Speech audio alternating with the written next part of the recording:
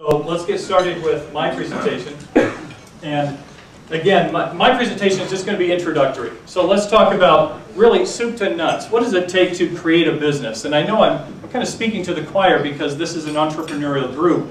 Most of you have something to teach me in this area, so please forgive me. But we'll start with an idea. You've got to have an idea, and you've got to write that idea down and then research it. Figure out if it's a viable idea, if it's really going to work as a business. The next thing we want to do is we want to create a plan from that idea. So you've got to get all this stuff written down, describe your business, help somebody else understand what that's going to be, lay out your strategy to succeed, and show your return on your investment. This is going to be important information when you go down the road and start involving investors or partners or partnerships, and even your customers will want to know these things.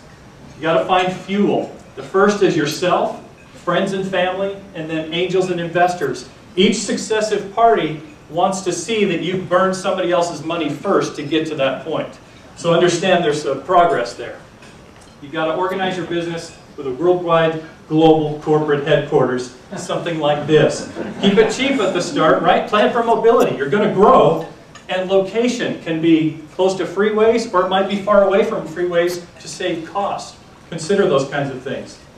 You also need to find amazing employees, and this is one of the hardest things to do. Seek referrals. One of the best places to get referrals and find employees on places like Facebook or Twitter. Measure their performance and keep your team lean. You don't want to get down the road and have to lay people off because you've overjudged. Think about equipment too. Plan for technology. Understand what you're getting into, and also plan to standardize for cost. You don't want an administrator running around trying to fix disparate types of equipment. That just costs you extra money.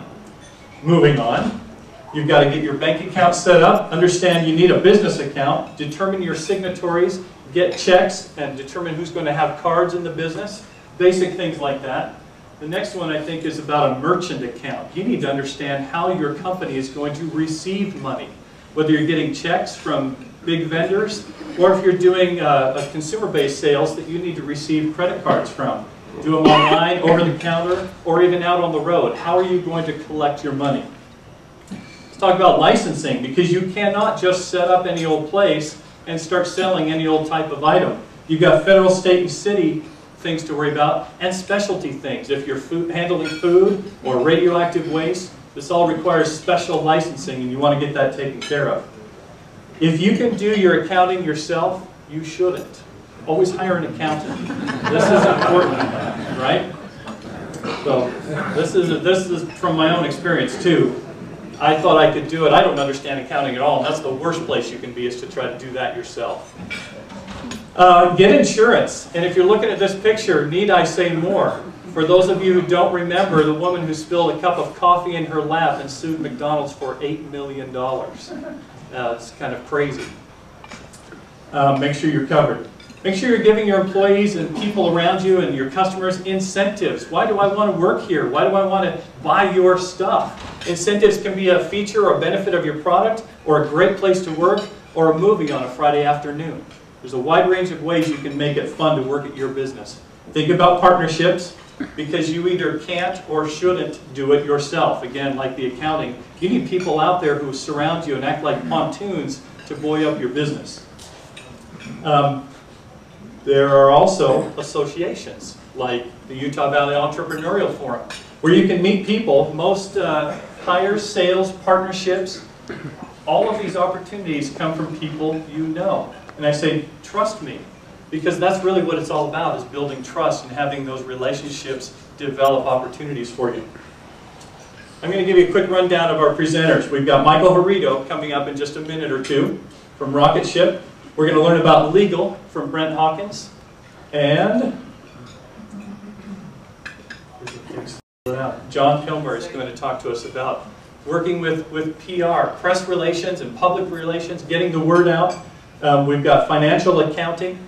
JB is going to talk to us about that financial part, the accounting part that's so critical and probably the reason why most businesses fail. Jack Hadley from Lava 7 is going to talk to us about communications, marketing, and branding your business. SEO and marketing online, big deal right now. Dave Bascom from SEO.com is here, and he's going to give us some expert advice on how to market your business online, why that's important. Coleman Barney is going to talk to us about sales best practices. Coleman's very experienced in the sales process, and understanding the sales process is important. Funding growth, Alexander Lawrence from Funding Universe is here.